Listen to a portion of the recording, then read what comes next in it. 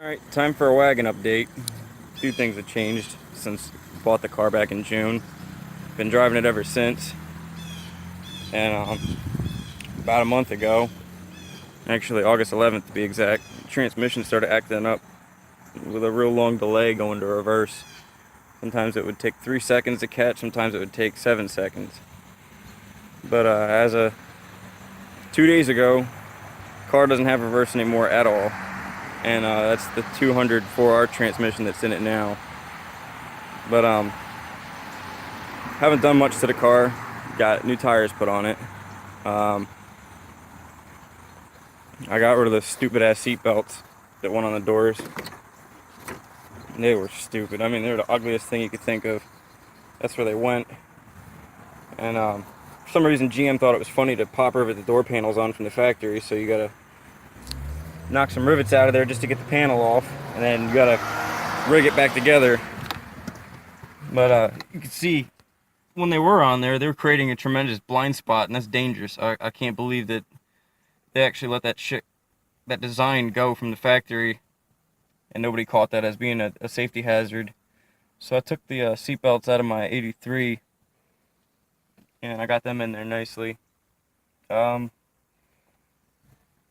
Hardwired to power windows, so you don't need to key anymore.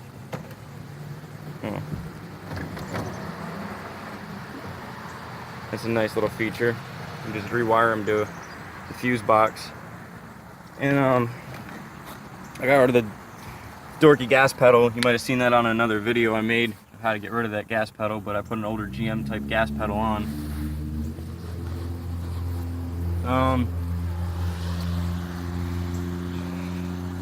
Trying to think. The 307 that's in it now runs smooth at idle,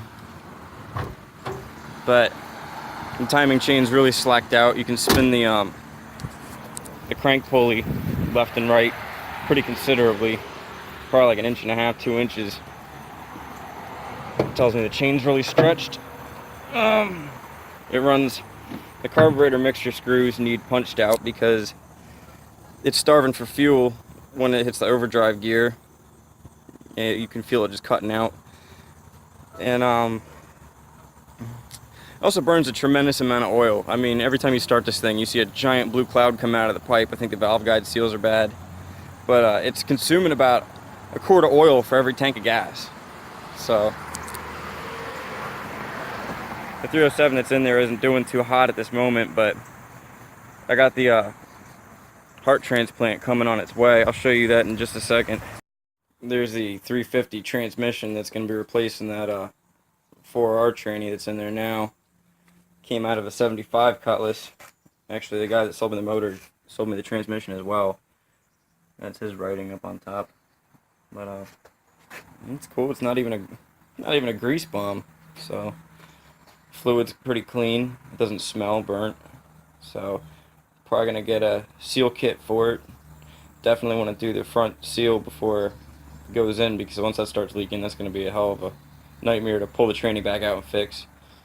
So I'm also thinking about getting a shift kit put in it, maybe once it's installed in the car. But here, I'll show you the motor that's going in it. And that's the 70 Olds 350 that's going to be replacing the 307. I got piston rings and bearings coming from Napa. They should be here any day, and then this thing can go back together. And I'm changing the cam, going a little bit more of an aggressive cam than what the factory offered. Here's actually the specs right here. Is your stock cam specs right here. Get your intake and exhausts. There we go. Now I'm out of the light. And here's what's going to be going in it.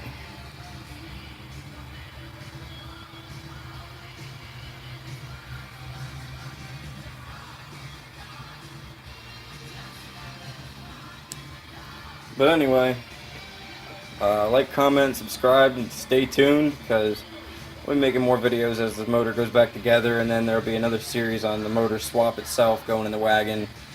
And I'll probably make a follow-up video after everything's set and done and the cam's broken in, and see how it runs, drives, all that good stuff. So, see you then.